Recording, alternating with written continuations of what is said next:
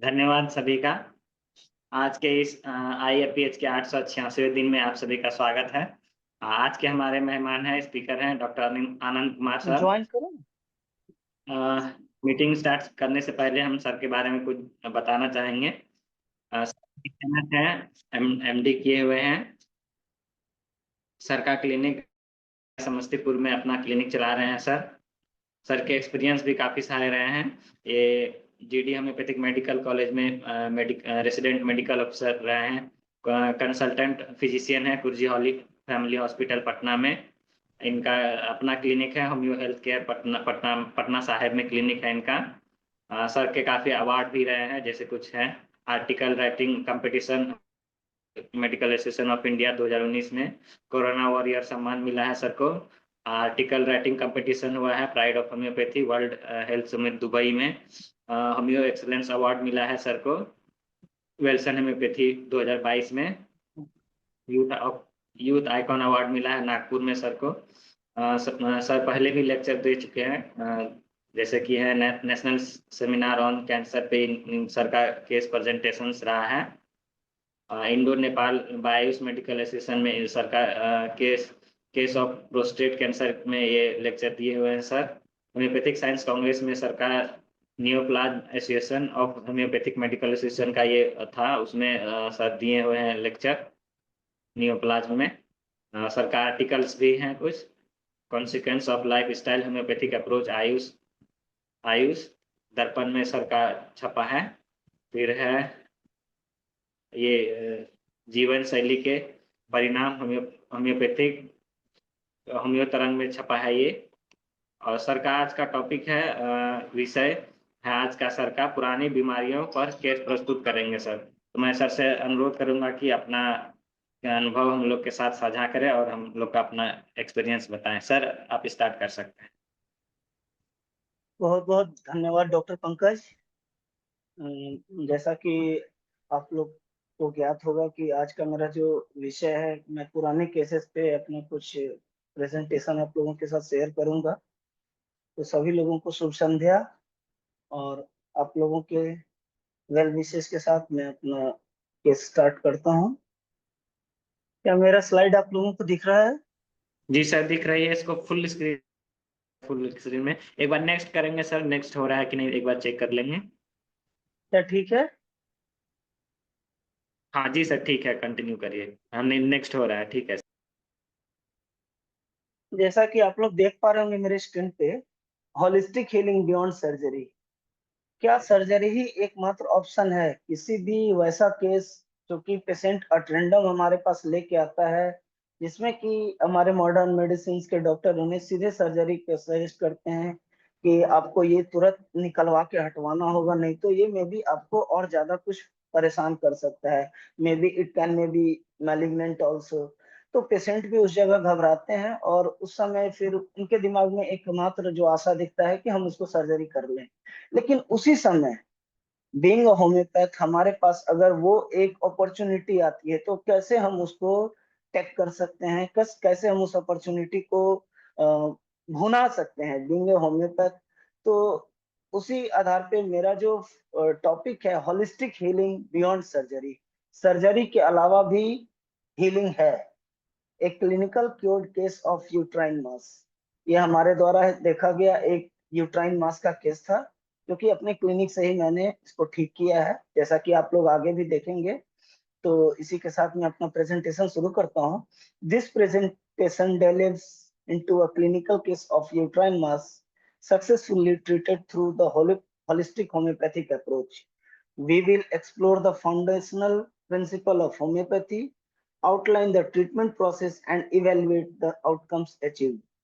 By examining this case, we aim to highlight the potential of non-surgical options and managing certain medical conditions. आप लोग हमारे इस को ढंग से समझ पा रहे होंगे कि होम्योपैथिक अप्रोच के द्वारा कैसे होम्योपैथिक के फाउंडेशनल प्रिंसिपल को फॉलो करते हुए और हमने इस केस को ठीक किया। और ये हमारे नॉन सर्जिकल ऑप्शंस के काफी काफी मतलब वो एक्सप्लोर करता है। नॉन सर्जिकल केसेस को भी मतलब सर्जिकल केस को भी नॉन सर्जिकल ऑप्शंस के साथ एक्सप्लोर करता है। तो हम लोग केस की तरफ आगे बढ़ते हैं। 8 अप्रैल 2020, patients name Savita Devi, as 45 year, female. 8 अप्रैल 2020 को सविता देवी नाम की एक पेशेंट जिनका एज 45 साल था, वो हमारे पास आई। प्रेजेंट कंप्लेन जो उनका उन्होंने उस समय बताया, मेरे पेट के निचले हिस्से बाएं साइड में दर्द है पिछले 20 दिनों से। इरेगुलर मेंसेस रहते थे, लोअर एब्डोमिनल पेन रहता था, nausea all the times, specially eating and brushing teeth. Nausea होते रहता है हमेशा, मेरे को उल्टी उल्टी आते रहती है सर, लेकिन जब खाती हूँ या ब्रश करती हूँ तो उस समय और ज्यादा बढ़ जाता है। जैसा कि मैं आपको पेशेंट के नरेशन में बताने की कोशिश कर रहा हूँ। Burning micturition with frequent and involuntary urination, पेशाब में जलन रहती है, बार बार पेशाब जाना पड़ता है। इवन पेशाब तो हम रोक भी नहीं पाते हैं, अगर हम जल्दी नहीं गए तो मेरे कपड़े में भी हो जाएगा। ये पेशेंट का नरेशन था। Constipation with rectal pain, patient को कॉन्स्टिपेशन, काफी पुरानी कॉन्स्टिपेशन की पेशेंट थी, लेकिन इधर आके उसको रेक्टल पेन भी शुरू हो गया था, उसके मलद्वार में दर्द भी हो रही थी। पर्सनल हिस्ट्री जो उनका रहा, गैसियस एब्डोमेन, कुछ खास ज्यादा नहीं दिखा सर, गैस बनता है, शुरू से ही गैस बनता आ रहा है। फैमिली हिस्ट्री में अगर देखा जाए तो फादर उनके गुजर चुके थे जिनको कि ट्यूबरकुलोसिस था, डायबिटीज था। माँ नथिंग सिग्निफिकेंट, मदर में कोई खास बीमारी नहीं दिखी।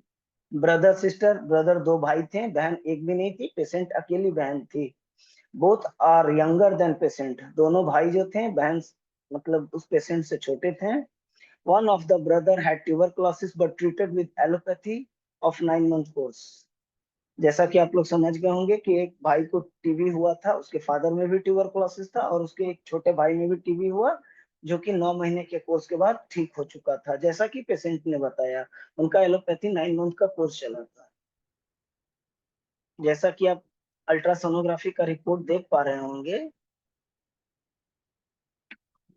बल्कि uterus with heterogeneous mass lesion, ये साइज है। और इसके अलावा भी आप सारा अल्ट्रासोनोग्राफी का रिपोर्ट देख पा रहे होंगे। 10 अप्रैल 2020 को मैंने पेशेंट को सजेस्ट किया था एक अल्ट्रासोनोग्राफी कराने के लिए, जिसमें कि स्प्लेनोमेगाली निकल के आया है। बाकी जो उनका major complain, heterogeneous mass legion 7.6 into 6.2 and 6.6 centimeter. This is not in millimeter, this is in centimeter. We can imagine how much the size is increased. कितना बड़ा एक वो गोला बन चुका है मास का, जैसा कि मैं आगे आपको और इस पे वो बताऊंगा।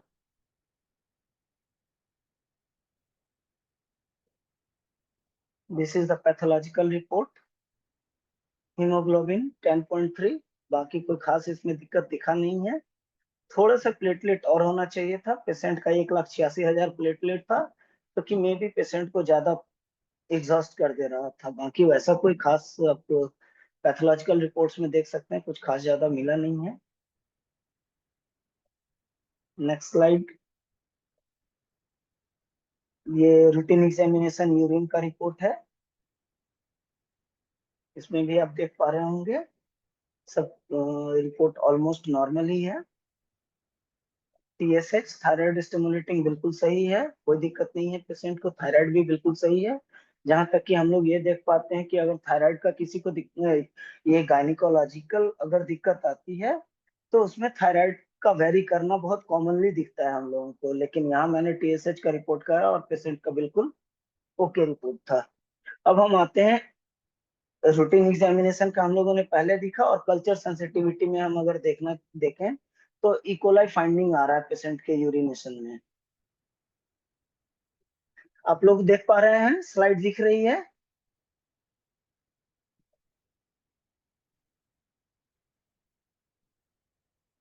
E coli finding. तो ये सारा रिपोर्ट देखने के बाद मेरा as a homeopathic physician and being a male doctor दिमाग में आता है कि पेशेंट को गायनिकोलॉजिकल डिसऑर्डर है, और हमें एक सेकंड ओपिनियन किसी अच्छे गायनी से लेना चाहिए। मे बी ये मैलिग्नेंट भी हो सकता है, अल्ट्रासोनोग्राफी तो आपको मैलिग्नेंसी की बहुत ज्यादा कंफर्म रिपोर्ट देती नहीं है।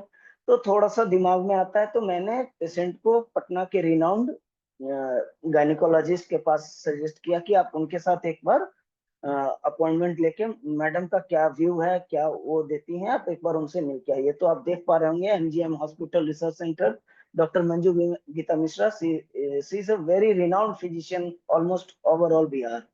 तो आप उनका प्रिस्क्रिप्शन के अकॉर्डिंग भी देख पा रहे होंगे, बल्कि यूट्रस विद हेट्रोजीनस मास, जैसा कि उन्होंने बताया है। और यहाँ लार्ज लंप, ये जो आप देख पा रहे होंगे यहाँ लार्ज लंप, सेकंड जो अंडरलाइन वो मार्क्ड है लार्ज लंप करके। और पेशेंट ने उन्हें सीधे इमीडिएट आपको सर्जरी करवाना पड़ेगा, जैसा कि मैडम का सजेशन था, जैसा कि पेशेंट ने बताया कि मैडम ने मुझे सर डायरेक्ट कहा कि आप जितना जल्दी हो इसको सर्जरी करवा के निकलवा लीजिए, और ये आपका पूरा यूट्रस ही बाहर निकालना पड़ेगा। ये इंडिविजुअल मास का कोई वो ऑप्शन है नहीं, आपको पूरा यूट्रस बाहर निकालना पड़ेगा। तो फिर वहां से भी ये क्लियर नहीं हुआ कि ये मैलिग्नेंट है कि नहीं है। तो फिर मैंने पेशेंट को एमआरआई के लिए सजेस्ट किया। आप देख पा रहे होंगे ये एमआरआई का रिपोर्ट है पेशेंट का। और एमआरआई में रिपोर्ट में भी 9.7, 7.1 एंड 6.1 सेंटीमीटर, यहाँ सोनोग्राफी से भी बड़ा साइज आपको देखने को मिल रहा होगा। जो है यूट्राइन मास का साइज है वो और ज्यादा बड़ा है। एक calcification seen in posteriorly and nabothian cyst in cervix. ये छोटा, ये दो छोटा और भी वो दिख रहा है, लेकिन जो मेन उनका कंप्लेन आप देख पा रहे होंगे, ये इतना सेंटीमीटर का एक मास आपको दिख रहा है। But this is not malignant. इस सॉरी।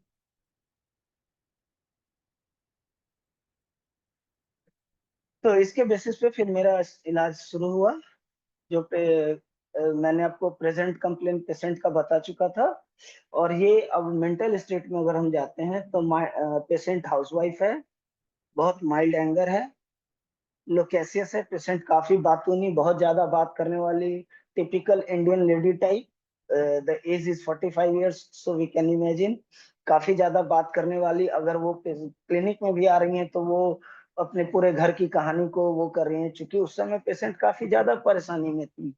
तो लेकिन फिर भी वो एक आपको समझ में आ जाता है कि पेशेंट लोकेशियस है, बहुत जल्दी रो देने वाली, रिलीजियस, बहुत ज्यादा पूजा पाठ में अपने आप को इन्वॉल्व कर चुकी है। हाँ, एक चीज जो थोड़ा ज्यादा वो दिख रहा था पेशेंट, जैसा कि उनके घर वालों ने भी बताया, पेशेंट काफी साफ सफाई को लेके एकदम बहुत ज्यादा पंचुअल है। यहाँ साफ करो, वहां साफ करो, ये घर से बाहर से निकल के घर में गए तो उसको धोना पोछना वो सब कंटिन्यू रहता है। तो यहाँ पर मैंने एक और मेंटल सिम्टम में फास्टिडियस क्लीनिनेस 4 मैंने लिया है। जो फिजिकल कंप्लेन है वर्टाइगो व्हेन फास्टिंग, खाली पेट होती है तो उनको चक्कर आता है। हेड पेन, फास्टिंग एग्रावेशन, यहाँ पर आप फास्टिंग देख पा रहे होंगे कि चक्कर भी फास्टिंग में आता है और सर दर्द भी फास्टिंग में होती है, और वॉमिटिंग भी हो जाती है। अगर ज्यादा देर खाली पेट रह जाते हैं सर तो सर में भी दर्द होने लगता है, वॉमिटिंग भी होने लगता है और चक्कर भी आता है। Salivation during sleep, mouth taste is okay. Chest pain, breast during menses, chest में अगर देखा जाए तो ब्रेस्ट पेन उनका मेंसेस के दौरान होता है। Abdomen gaseous, rectum constipation, urine involuntary burning. जैसा कि हम लोग शुरुआत में भी देखे हैं, पेशेंट को बर्निंग पिक्चरेशन है। Menses irregular with pain. Thirst, wanting a large quantity of cold water, एक बार में एक एक ग्लास पानी हम पी लेते हैं, ठंडा पानी पी लेते हैं। बाथिंग डिजायर, ट्रैवलिंग कोई ज्यादा पसंद नहीं है। As per my first case taking, हमारा जो रेपर्टोरियल चार्ट बन के आया फर्स्ट विजिट में, आप अगर रेपर्टोरियल चार्ट को देख पा रहे होंगे तो इसमें हमने जो सिम्टम लिया है, जनरल फैमिली हिस्ट्री ट्यूबरकुलोसिस जो कि उनके भाई को था, mind loquacity, pain abdomen, lower abdomen, stomach eating while aggravation, stomach nausea eating while aggravation, mind fastidious, general fasting aggravation, chest pain, में मेंसेस ड्यूरिंग एग्रावेशन। ये हमारा रेपर्टोरियल चार्ट आप लोग देख पा रहे होंगे। लेकिन अगर आप अगर रेपर्टोरियल चार्ट में अगर देखें तो आपका जो फर्स्ट मेडिसिन निकल के आ रहा है वो है phosphorus. The first medicine is phosphorus. But जहां तक हम लोगों ने मटेरिया मेडिका वो किया है तो phosphorical tall body, cylindrical stooped shoulder, और जैसा कि हम लोग पल्सटीला के बारे में जानते हैं, pulsatilla is one of the best medicine for typical Indian lady, और खासकर महिलाओं के लिए pulsatilla is the best medicine. तो मैं फिर फास्फोरस को रूल आउट करके मैं पल्सटीला के साथ आगे बढ़ता हूँ। हमारा जो सेकंड मेडिसिन है वो पल्सटीला है, आप देख पा रहे होंगे।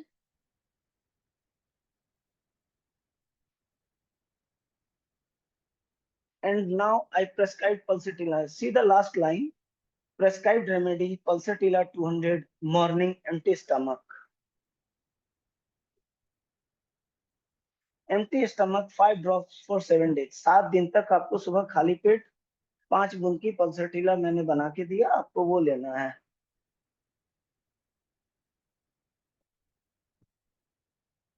और ये हमारा जो फॉलो अप देख पा रहे होंगे आप, डेट 10 तारीख को मैं अल्ट्रासाउंड आया है, फिर मैंने वो पेशेंट को सजेस्ट पल्सटीला दिया। 15 तारीख को, 15 अप्रैल को जो पेशेंट रिपोर्ट आया, पेशेंट माइल्ड रिलीफ, 2 से 3 बार वॉमिटिंग ड्यूरिंग मेडिसिन, दवा चलते हुए भी 2-3 बार मेडिसिन वॉमिटिंग हुई है, but overall symptom as it is sir. बाकी मेरा रेक्टल पेन भी वैसे है, कॉन्स्टिपेशन भी वैसे है, गैस भी बन रहा है, नौसिया भी ऑलमोस्ट होता है, 2 बार वॉमिटिंग भी हो गया है। लेकिन जो मेरा पेट में दर्द था, लोअर एब्डोमेन था, वो मेरा थोड़ा आराम हुआ है। Action taken, no medicine given, told to take plenty of fluid, juice and ORS. जैसा कि मेरा एक्शन उस दिन हुआ, मैंने कोई मेडिसिन नहीं दिया और उन्हें सजेस्ट किया आप पर्याप्त मात्रा में पानी, जूस, ओआरएस वगैरह लेते रहें। 30 अप्रैल जो second visiting sorry next follow up जो हमारे पास पेशेंट का आया, वो आया 30 अप्रैल को। 30 अप्रैल को जैसा कि पेशेंट ने बताया, मेंस हमारा 28 तारीख को स्टार्ट हो गया। ये हमारा पेशेंट फोन किया था 30 अप्रैल को कि सर मेरा 28 को मेंस स्टार्ट हुआ, लेकिन बहुत तेज पेट में दर्द थी, मेरे पेट के निचले हिस्से में काफी तेज दर्द थी, जिसके कारण मुझे पेन किलर टैबलेट्स भी लेने पड़े। मैंने पेशेंट को फिर सजेस्ट किया आप किन्हीं को भेजिए, और पेल्सेटिलफ वापस से रिपीट किया। साथ में मैंने मैच फॉर 6x का दिया। 6x 2 बार लीजिए सुबह शाम गर्म पानी के साथ, आप लोग देख पा रहे होंगे। फिर 30 अप्रैल के बाद पेशेंट सीधे 20 मई को मेरे को फोन करती है, माइनर एब्डोमिनल पेन सर, दर्द अब बहुत हद तक आराम है, मेरे पेट वाले दर्द में काफी आराम है, अब थोड़ा बहुत दर्द रह गया है, लेकिन कब्ज अभी भी बना हुआ है।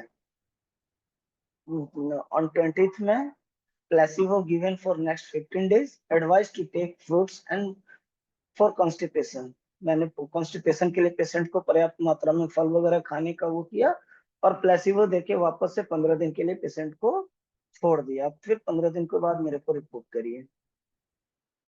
Patient call me on 5th June, call on phone, my date was 28th, but still I don't have my menses. मेरा पिछला जो मेंस हुआ था वो 28 को तो हुआ था, लेकिन अभी तक मेरा मेंस आया नहीं है, ऐसा कि 5 जून को पेशेंट ने फोन करके बताया। वापस से मैंने अटेंडेंट को बुला के पल्साटीला 10 आप लोग देख पा रहे होंगे, 5 जून को जो मेरा एक्शन था, pulsatilla 10 given in 3 doses, set to be take in morning stem. केवल 3 दिन तक सुबह खाली पेट आप पल्साटीला 10 लेना है, बाकी मैंने कोई मेडिसिन नहीं दिया। 5 जून को 12th June this means started with heavy flow, clots, feeling weakness, but the pain is much better। जैसा कि पेशेंट का रिपोर्ट था 12 जून को, मेरे मेंस स्टार्ट हो गए, काफी ज्यादा फ्लो हो रहा है, काफी ज्यादा मात्रा में क्लॉट्स भी आ रहे हैं, बहुत ज्यादा वीकनेस फील हो रहा है, लेकिन जो दर्द था सर वो अब काफी आराम है। No action taken on that day. 12 जून को भी मैंने कोई दवा नहीं दिया। 30 जून को no pain in abdomen, constipation, persist gaseous abdomen. Patient को अब कोई पेट में दर्द नहीं है, लेकिन कॉन्स्टिपेशन अभी भी बना हुआ है, गैस थोड़ा बहुत बन रहा है, जैसा कि 30 जून को आप देख पा रहे होंगे। मैंने उस दिन बायोकेमिक कॉम्बिनेशन 3 नंबर 4 गोलियां 3 बार खाने के लिए दी गर्म पानी के साथ, इसके अलावा मैंने कोई दवा नहीं दी, जो कि आप 30 जून को देख पा रहे होंगे। वापस से पेशेंट 20 जुलाई को मेरे पास आती है, अप्रोक्सीमेट 20-22 दिन बाद। जैसा कि उन्होंने बताया 15 उनके मीन्स 15 जुलाई को वापस स्टार्ट हुए। बिल्कुल नॉर्मल फ्लो था, 5 से 6 दिन रहे, पहले से काफी अच्छा रहा, कोई क्लॉट वगैरह कुछ खास नहीं आया, पेन बिल्कुल आराम था, बस थोड़ा बहुत कॉन्स्टिपेशन अभी भी बना हुआ है। 20 जुलाई को मैंने पेशेंट को प्लेसिबो दिया, वापस से बायोकेमिक का 3 नंबर दिया और पेशेंट को बोला आप एक और अल्ट्रासाउंड अब करवा लीजिए। अप्रोक्सीमेट लगभग 2 से 3 महीने हो गए थे, मैंने पेशेंट को सजेस्ट किया आप एक सोनोग्राफी फिर से करवा लीजिए। आप देख पा रहे होंगे 28 अगस्त को पेशेंट ने सोनोग्राफी करवाया। The report is there is no mass in this sonography. बस छोटा सा राइट एडनेक्सल हेमरेजिक सिस्ट मिला है, दाहिने एडनेक्सा में एक हेमरेजिक सिस्ट मिला है, लेकिन जो उनका यूट्रस में मास था वो ऑलमोस्ट अब वो खत्म हो चुका है। यूट्रस का आप रिपोर्ट देख पा रहे हैं, the uterus measures this and midline endometrium this, but there is no any mass is seen in this report. मैंने पेशेंट ने फिर मेरे यहाँ रिपोर्ट करना बिल्कुल बंद कर दिया, लेकिन पेशेंट करीब करीब 1 साल बाद फिर से वापस आती हैं और पेशेंट कि सर एक बार और अल्ट्रासाउंड करा के देख लीजिए। अब पेशेंट का बिल्कुल इस बीच मेंस बिल्कुल सही चल रहा था और ज्यादातर हम सभी लोग प्रैक्टिशनर हैं, हम लोग देख आसानी से समझ पाएंगे कि अगर पेशेंट का जो कंप्लेन रिलीफ होता है तो वापस से उसको फिर वो मतलब नहीं होता है कि हम जाएं वापस से इसको इलाज कराएं नहीं कराएं। सर अल्ट्रासाउंड करा लिए, सब कुछ ठीक था तो उन्होंने दवाई बंद कर दिया और करीब करीब 1 साल बाद वापस से मेरे पास आई, जैसा कि आप डेट भी देख पा रहे होंगे।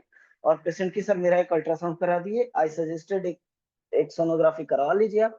और आप अब देख पा रहे होंगे कि ये अल्ट्रासोनोग्राफी बिल्कुल सही, बिल्कुल कोई भी कंप्लेन नहीं है इसमें। उनका एडनेक्सा का सिस्ट भी खत्म हो चुका है, कोई भी नहीं। जहां तक कि मैं आपको बता दूं, Chaudhary imaging one of the renowned form है पूरे बिहार का। इवन पूरे इंडिया की बात अगर आप इनको सर्च करेंगे तो ये काफी रिनाउंड, इनका रिपोर्ट सबसे भरोसे के लायक आप कह सकते हैं। तो आप देख पा रहे होंगे ये बिल्कुल इनका सोनोग्राफी अब नॉर्मल हो चुका है। केस स्टडी ओवरव्यू, इस केस स्टडी में हमारा क्या व्यू निकल के आता है। तो patient profile, A 45-year-old female with diagnosed uterine fibroid experiencing significant discomfort opted for a homeopathic treatment strategy and after considering surgical option। Surgical option होने के बाद भी पेशेंट होम्योपैथिक ट्रीटमेंट को डिसाइड करती हैं। और जहां तक कि आप देख पा रहे होंगे हमारा जो ट्रीटमेंट प्रोटोकॉल है, the treatment included individualised remedies chosen based on detailed symptoms analysis, regular follow-ups and lifestyles recommendation to support overall health।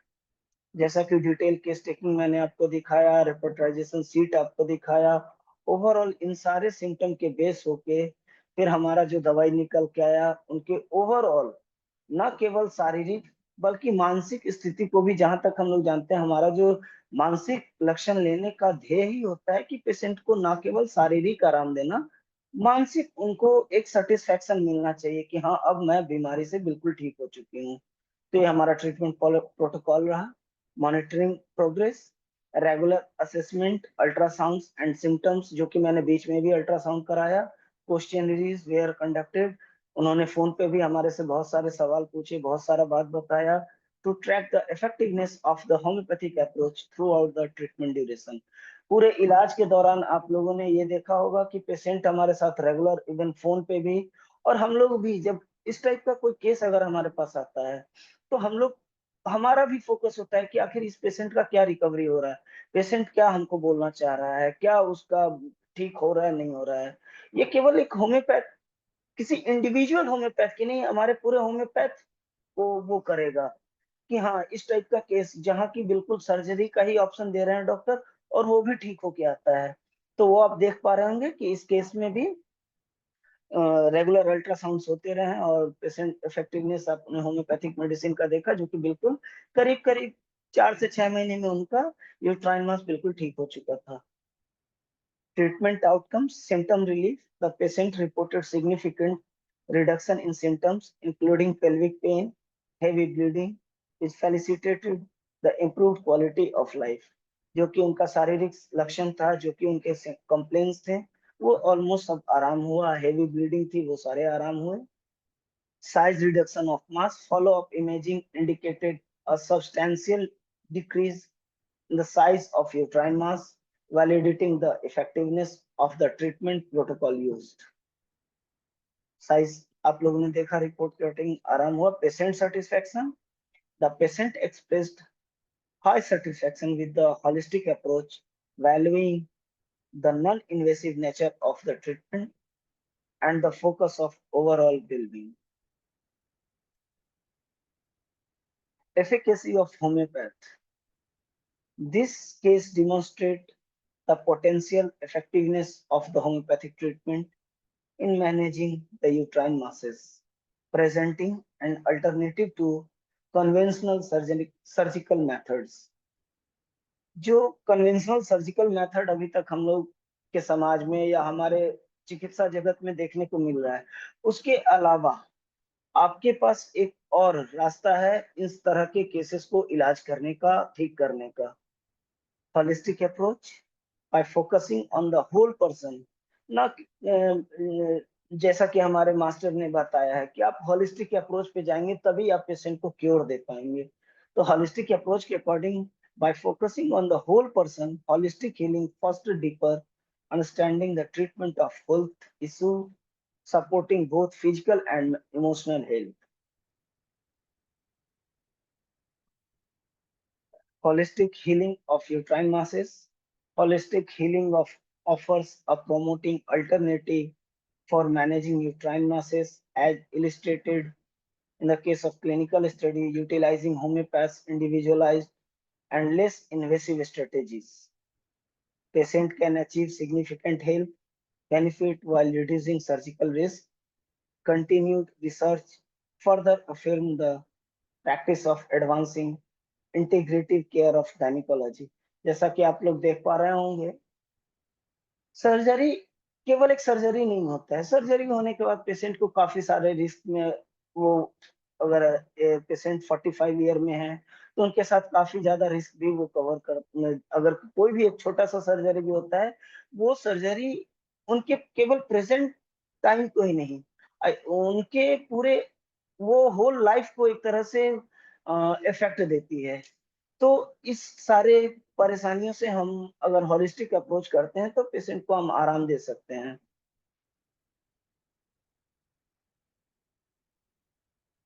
Clinical case study highlights the effectiveness of holistic healing. Individualized approach emphasizes the role of tailored treatment plans, minimally invasive techniques focusing the reducing the surgical risks. Future research directions encourages the further of validation of methods. Thank you. Grateful for your attention. If any query, kindly contact. Sir Hello, अभी Dr. हमारे पास, Pankaj. हाँ जी sir, अभी हमारे पास 25 minute है, 20-25 minute है। और कोई है केस है तो आप बताइए, क्या क्या 20 मिनट हम लोग के पास टाइम है। 20 से ओके लेकर पंकज, 25 मिनट, जी जी 8:30 मैं, तक है सर। तो उसमें से 5 मिनट पहले खत्म करिएगा क्वेश्चन आंसर के लिए, नहीं तो अभी 20 मिनट है आपके पास और बोलने के ओके लिए। ओके और अपना एक्सपीरियंस बताइए। ओके। जैसा कि आप लोग देख पा रहे होंगे, chronicity in ovarian cyst understanding with homeopathic approach through observation of a case। ये भी हमारे द्वारा ही एक पेशेंट का इलाज किया गया था। एक छोटी बच्ची थी, आई थिंक उस समय उसका एज 15-16 साल था, ओवेरियन सिस्ट लेके आई थी। तो क्लिनिकल केस में आपके साथ शेयर करना चाहूंगा। जैसा कि हम लोग जानते हैं, the ovaries are an important part of female reproductive system. वहां से काफी ज्यादा हार्मोन का रेगुलेशन होता है फीमेल का। फीमेल का मेंस्ट्रुएशन अगर कहा जाए तो वो ओवरीज का एक बहुत बड़ा रोल होता है।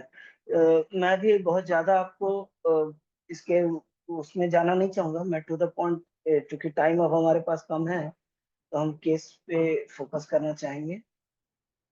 Finding a lump is alarming and the most of the time the ovarian cyst is harmless. ये सारा आप लोग देख सकते होंगे. Pain in the ovaries can either be acute or chronic. Acute ovarian pain comes on quickly and goes away in a short period of time. ये सारा मैं आपको बहुत ज्यादा इसमें टाइम टेकिंग नहीं करना चाहूंगा. मेरा जो मोटिव है आपके साथ केस डिस्कस करना. ये सारे जो कॉमन सिम्टम्स आते हैं, डल एकइंग और sudden sharp stitching pain in lower abdomen, nausea and vomiting, irregular menstruation period, pain during intercourse and bowel movements, feeling full. आप लोग देख पा रहे होंगे ये सारा जो कॉमन सिम्टम्स ओवेरियन सिस्ट में आता है. Homeopathic perspective of understanding ovarian cyst. Homeopathic medicine can not take the place of surgery but can be a great help to the patient who do not want to go for the surgery or cannot be operated upon due to various medical reasons. हमारा जो दवाई है surgery का एक बेहतरीन विकल्प है और ये एक हर होम्योपैथ अपने लाइफ में इस चीज को फील करता है. और धीरे धीरे अब तो हमारे जो सोसाइटी में भी हमारे समाज के लोग भी इसको काफी हद तक वो करते हैं. जहाँ की अगर सर्जरी का केस आता है तो क्यों ना हम एक सेकंड ओपिनियन होम्योपैथ में लिया जाए. चाहे वो आए दिन हर क्लिनिक में आपको रीनल स्टोन, किडनी स्टोन की बात करते हैं, या फिर अगर जहाँ नी ट्रांसप्लांट की बात आती है, हम लोग आर्थराइटिस में काफी अच्छा पेशेंट को मैनेज देके और उनको आराम करते हैं. So it can be a very best option and very best alternative for surgical cases. Study reports. In a study, homeopathic intervention offered positive health changes to a substantial proportion of a large cohort and patient with wide range of chronic disease.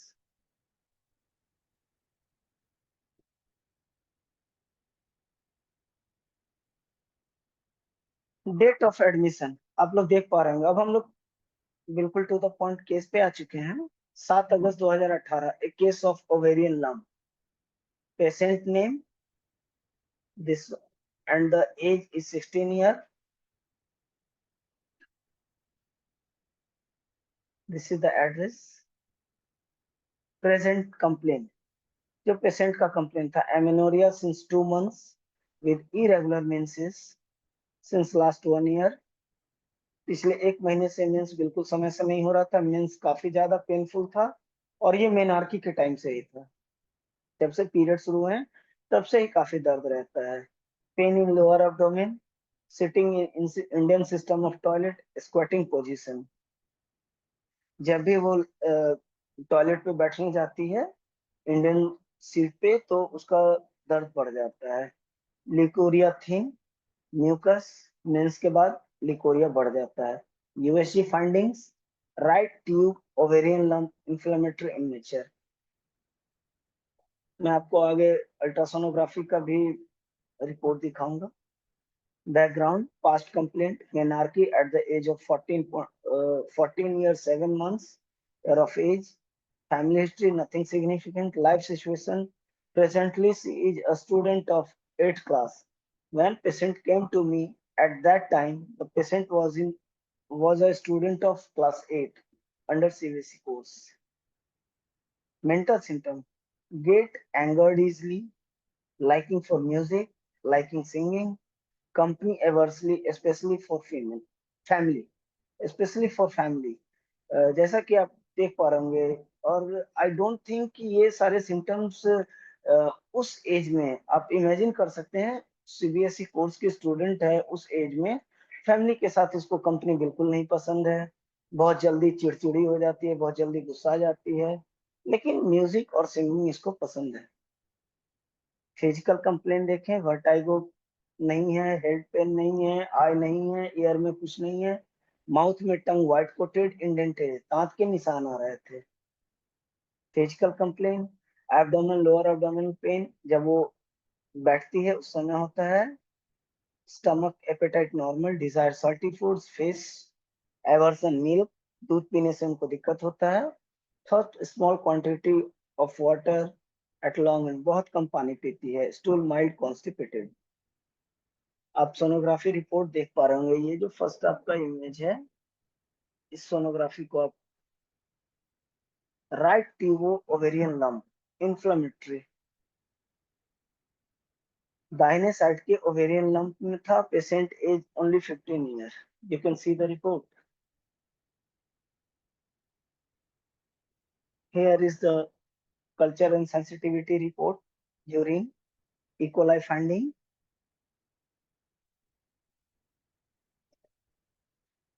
ये gynae के जिस gynae से patient इलाज करवा रही थी उन्हीं का प्रिस्क्रिप्शन है।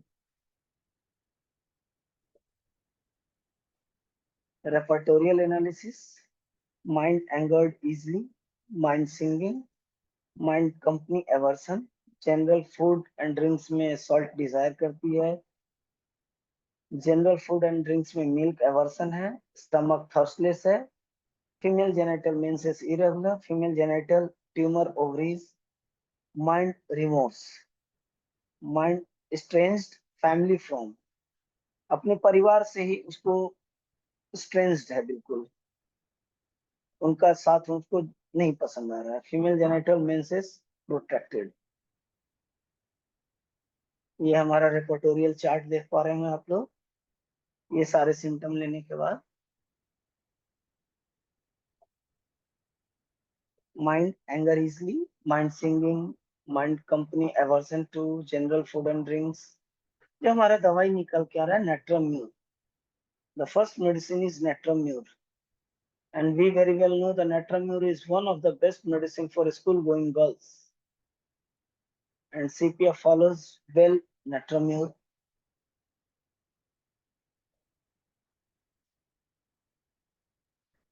Repertorial analysis, और इस बेसिस पे रेपर्टोरियल सीट के बेसिस पे पेशेंट को सीपिया 1M 3 दिन तक सुबह खाली पेट खाने के लिए मैंने दिया। सुबह खाली पेट 1M सीपिया केवल 3 दिनों तक सुबह खाली पेट लेना है।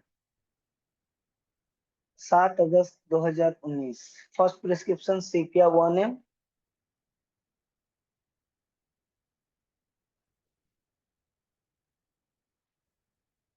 CPR 1M given to the patient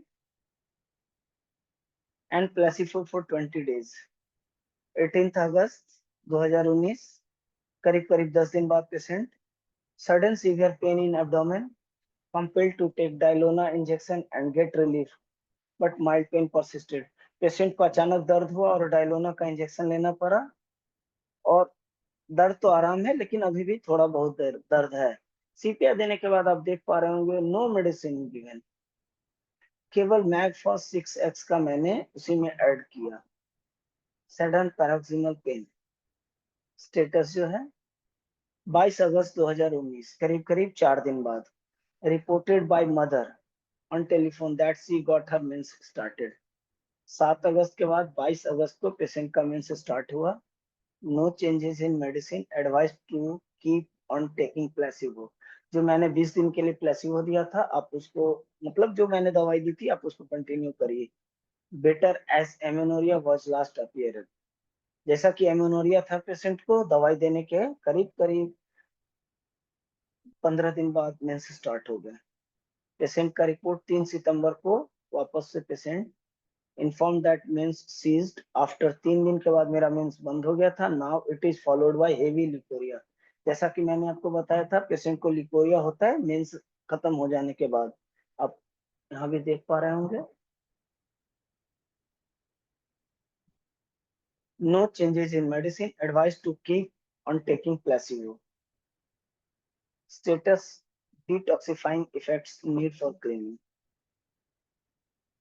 follow 25 September 2019 paleness in urine with strong offensive smell. 25 सितंबर को जो पेशेंट का कंप्लेन आया मेरा यूरिन पीला हो रहा है, जैसा कि आप लोगों को याद होगा सेंसिटिविटी के रिपोर्ट में हमें इकोलाई भी देखने को मिला था। पेलनेस इन यूरिन और काफी ज्यादा महक भी है।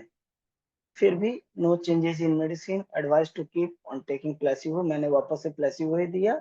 और पानी और फ्रूट्स को थोड़ा कंटिन्यू करिए, ज्यादा मात्रा में लीजिए। Detoxifying effects needed for cleaning. 25 सितंबर के बाद 26 October, almost 1 month after, menses appeared in the time, on time, and lasted for 5 years. समय से मेंस स्टार्ट जो तारीख को पिछली बार हुआ था, ऑलमोस्ट उसी समय मेरे मेंस स्टार्ट हुए और 5 days तक कंटिन्यू हुआ. There were minor abdominal pain with but leucorrhoea followed. दर्द तो सर पिछले बार से काफी ज्यादा कम था, लेकिन लिकोरिया इस बार भी मेरा रहा.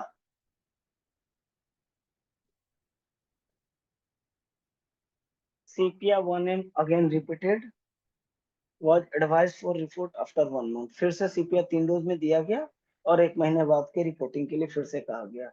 20 नवंबर को आप देख पा रहे होंगे, itching in genital region, licoria persisting, this time also menses was in time lasting for 5. Mains इस बार भी टाइम पर था, लिकोरिया है, लेकिन इस बार एक नया कंप्लेन, खुजली हो, जेनिटल्स में खुजली हो रही है. No changes in any medicine, advised to keep on taking placebo, feeling much better. अगर मेंटल लेवल पे पेशेंट की बात मैं आपको बताऊं, प्रेशर पहले से काफी ज्यादा अच्छा फील कर रहे हैं. 5 दिसंबर, itching is continued with other complaints ceased, केवल खुजली है, बाकी मेंस के दर्द बिल्कुल ऑलमोस्ट ठीक हो चुके हैं. Leucorrhoea to be still persisting, but leucorrhoea भी पहले से काफी कम हो चुका था. No change in any medicine, advised to keep taking placebo, advised to apply only coconut oil on itching parts. जैसा कि मैंने बताया, कोई दवा नहीं लीजिए, केवल आप कोकोनट ऑयल से आप उसका वहां लगाते रहना अपने खुजली वाले जगह पे. Feeling much better, progressive report. 16 जनवरी, 5 दिसंबर के बाद 16 जनवरी, करीब करीब 1.5 महीने बाद, itching is now stopped. Everything seems to be much better except licoria to be still persisting. अब खुजली भी बिल्कुल ठीक हो चुका है, लेकिन लिकोरिया अभी भी आ रहा है. Prescribed natrum 200 for 5 days. जैसा कि आपको रेपर्टोरियल सीट याद हो, हमारा फर्स्ट मेडिसिन जो निकल के आया था वो नेट्रम्यूर था. That's why I gone for natrum mur. Prescribed natrum mur 200 for 5 days, placebo also, and placebo खाने के लिए उसी तरह से पेशेंट को दिया है. Natrum mur was indicated with repertorial approach as second prescription required to expedite. 20 January 2020, mother informed on phone that menses appeared with severe pain in abdominal region. 20 तारीख को पेशेंट की मां का फोन आया, सर मेंस स्टार्ट हुआ और फिर से वापस से काफी ज्यादा पेट में दर्द हो रहा है. No medicine, only prescribed MAC for 6x and advised to take warm application. गर्म चीज से पेट को सेकिए, पेट के निचले हिस्से को सेकते रहिए. 10 February, menses appeared and persisted for 7 दिन के लिए पेशेंट का फिर से मेंस हुआ. No change in any medicine, taking placebo. 15 March, now much better, no pain and leucorrhoea also stopped. इस बार का जो मेंस जो कि काफी तेज दर्द के साथ हुआ था, इसमें अब पेशेंट को लिकोरिया ऑलमोस्ट खत्म हो चुका है. No changes in medicine, advise to keep on taking placebo. 10 April 2020, reported that on 20th March USG was done, indicating ovarian follicle too much reduced and extent for scar and no other complaint. मैं आपको आगे दिखाऊंगा sonography का. 10 अप्रैल को पेशेंट का जो ultrasonography 20 मार्च हुआ है, 20 मार्च को, उसमें काफी अच्छा रिपोर्ट आया है. 26 अप्रैल, हीमोग्लोबिन ये सारा है. 17 में, dry eczematous hard eruption on finger with intense etching. एक नया चीज आप जान रहे हो कि अगर कोई भी सप्रेस्ड इरप्शंस वगैरह अगर है और अगर हमारा दवाई दिया जाएगा होलिस्टिक अप्रोच पे, तो वो अपीयर होता है.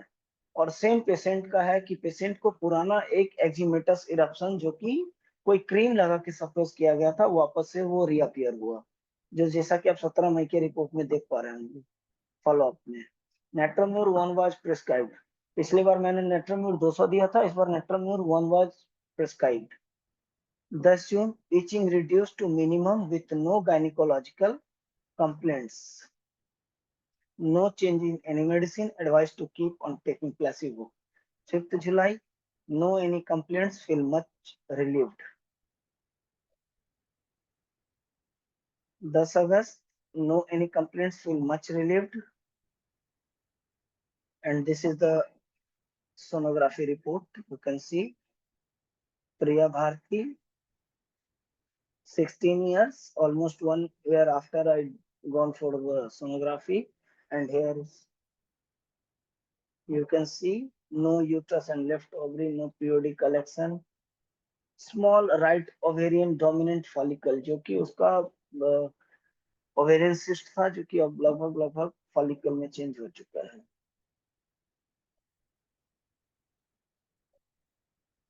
These are the reports.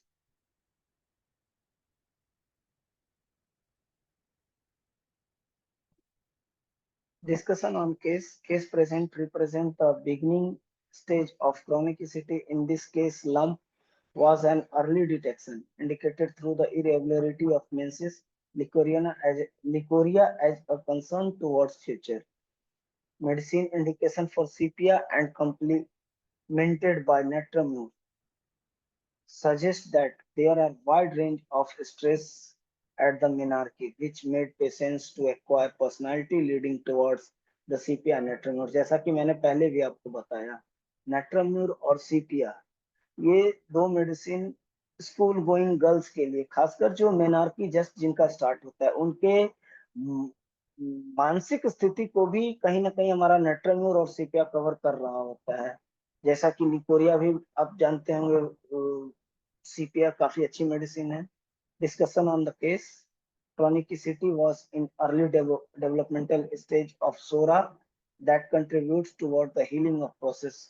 जैसा कि आपको मैंने बताया, पेशेंट का एक इचिंग इरप्शन था जो कि सप्रेस किया गया था और हमारे दवाई देने के बाद वापस से वो रीअपियर हुआ. That contribute towards the healing process to be complete within a year with homeopathy way of treatment. It was both clarity and selection procedure through the repertory and patient support the expedited early recovery. Conclusion. Chronicity with which continue and persist with the life are great help through the classical practice of homeopathy. अगर हमारा holistic approach रहेगा, patient को हम permanent और gentle cure जरूर देंगे. Treating case with heavy clarity and repertorial approach is the most ideal way of practice of homeopathic system of medicine. As we very well know, our homeopathic system of medicine always give the permanent and holistic approach can give the permanent result to patient. References. These are the references from where I have taken. These are the references. Thank you so much. Thank you doctor Anand sir. आपने जो case बताएं, 2 case बताएं जो कि surgical case था, जिनको आपने classical रिपोर्टरियर के थ्रू आपने उसको ठीक किया है और फॉलोअप एकदम कितने अच्छे तरीके से आपने किया, सारा आपने बताया और दिखाया भी रिपोर्ट्स के साथ में. तो हमारे पास और 1 मिनट बचे हुए हैं. अगर किसी का कोई क्वेश्चन हो तो पूछ सकते हैं चैट बॉक्स में. हमारा हिंदी सेशन का टाइम खत्म हो चुका है. आपने बहुत अच्छे से बताया आनंद सर, और हम लोग आशा करेंगे कि आप फिर दोबारा आइए एक नए केस के साथ और हम लोग को अपना एक्सपीरियंस साझा करिए. इसी के साथ मैं आपका धन्यवाद देता हूं और ये मीटिंग हम हैंड ओवर करते हैं इंग्लिश टीम को. डॉक्टर धनेश, टेक ओवर. आप सभी लोगों का बहुत बहुत धन्यवाद. Thank you for patience listening.